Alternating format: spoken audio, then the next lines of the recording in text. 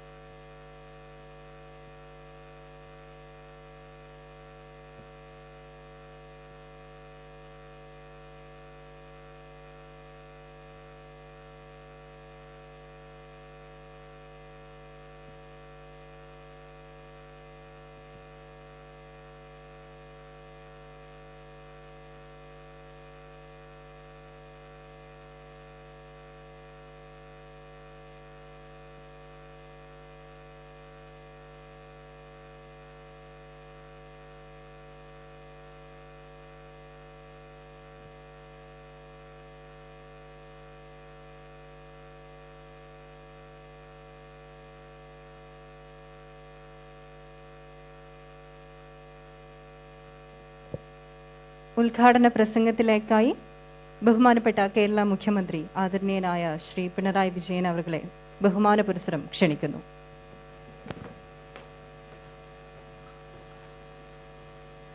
സഹോദരി സഹോദരന്മാർ,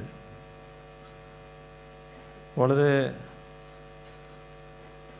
ആവശ്യമുള്ള ഒരു പരിപാടിയിലാണ് നാം ഇപ്പോൾ പങ്കെടുത്തുകൊണ്ടിരിക്കുന്നത്. കേരളം കുറേ കാലമായി ആഗ്രഹിക്കുന്നൊരു കാര്യമാണ് ഈ ഡിജിറ്റൽ റീസർവേ പൂർത്തിയായി കിട്ടുക എന്നുള്ളത്. അതിനുള്ള എല്ലാ ഒരുക്കങ്ങളും പൂർത്തീകരിച്ചുകൊണ്ടാണ്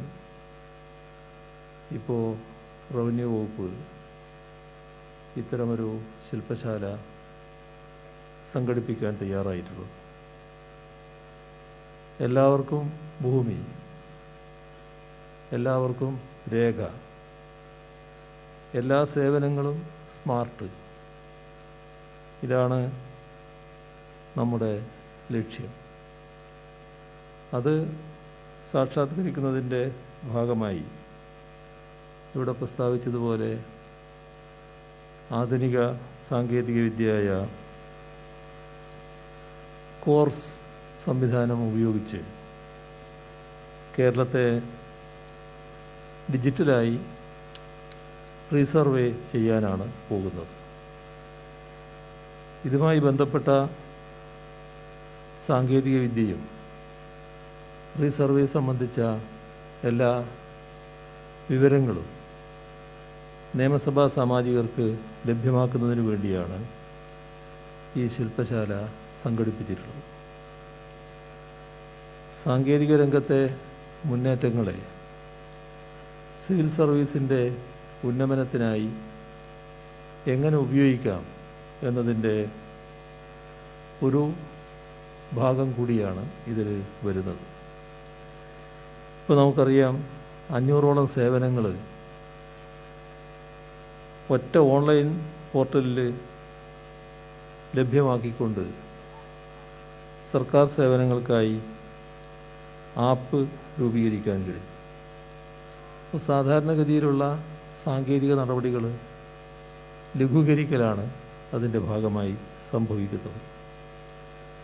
ഇപ്പോൾ കേരളത്തിലെ പൊതുവായ ഭൂമിയായാലും സ്വകാര്യ ഭൂമിയായാലും അളന്ന് ഉടമസ്ഥാവകാശം തിട്ടപ്പെടുത്തി ഭൂരേഖകൾ തയ്യാറാക്കുക എന്നതാണ് സർവേയും ഭൂരേഖയും വകുപ്പിൻ്റെ പ്രധാന ചുമതല. ഇവിടെ പറഞ്ഞു, ഞാൻ ആവർത്തിക്കുന്നില്ല, 1966 റീസർവേ പ്രവർത്തനങ്ങൾക്ക് തുടക്കം കുറിച്ചതാണിത്. ഇപ്പോൾ ആ പഴയ അനുഭവങ്ങളിൽ നിന്ന് ഇനിയും വൈകാൻ പാടില്ല എന്ന തീരുമാനത്തിൻ്റെ ഭാഗമായാണ് ഇത്തരമൊരു നടപടിയിലേക്ക് കടക്കുന്നത്. ഇപ്പോൾ 1550 വില്ലേജുകളിൽ ആധുനിക സാങ്കേതിക വിദ്യ ഉപയോഗിച്ച് റീസർവേ നടത്താനാണ് ഉദ്ദേശിക്കുന്നത്.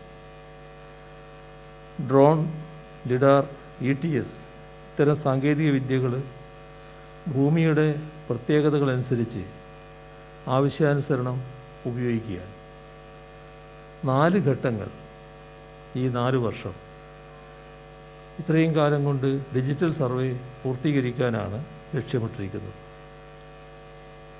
സർവേ ഓഫ് ഇന്ത്യയുടെ കേരള റീജിയണൽ ഡയറക്ടറുടെ സാങ്കേതിക സഹായത്തോടെയാണ് സർവേ നടത്തുക.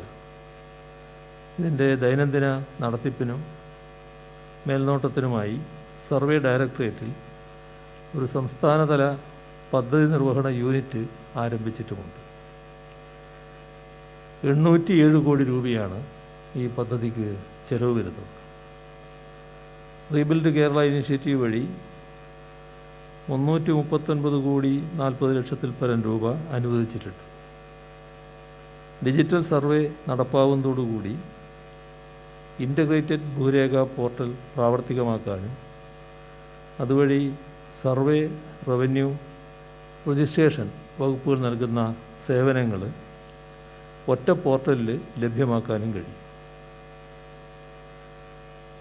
നമ്മുടെ സംസ്ഥാനത്ത് കഴിഞ്ഞ 5 വർഷം സമാനതകളില്ലാത്ത വികസനമാണ് നടന്നിട്ടുള്ളത്. അതിൻ്റെ തുടർച്ച ഉറപ്പുവരുത്താനാണ് സർക്കാർ ഉദ്ദേശിക്കുന്നത്. അപ്പോൾ നമ്മുടെ വിഭവങ്ങളെക്കുറിച്ച് കൃത്യമായ ധാരണ ഉണ്ടാവുക എന്നത് പ്രധാനമാണ്.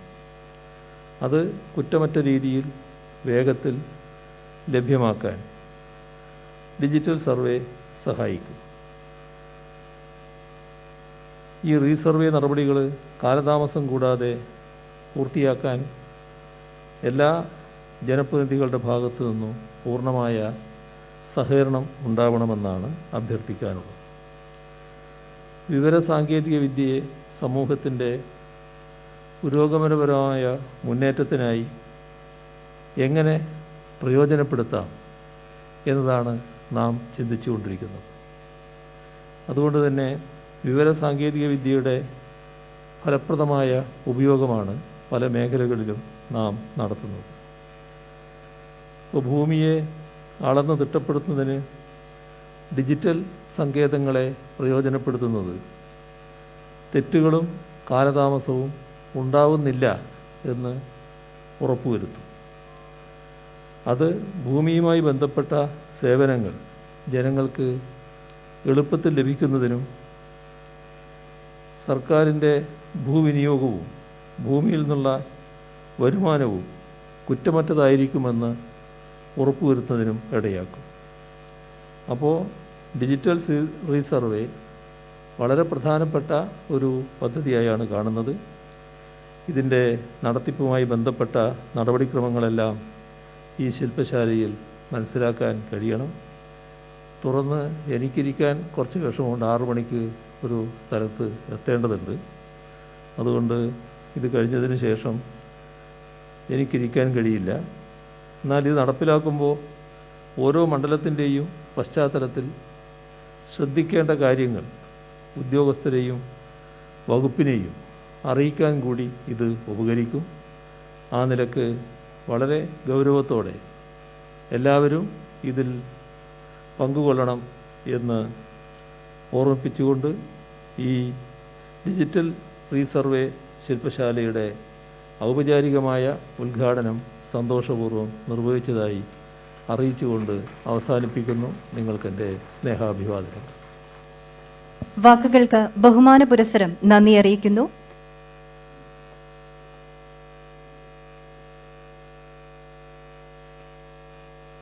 അതോടൊപ്പം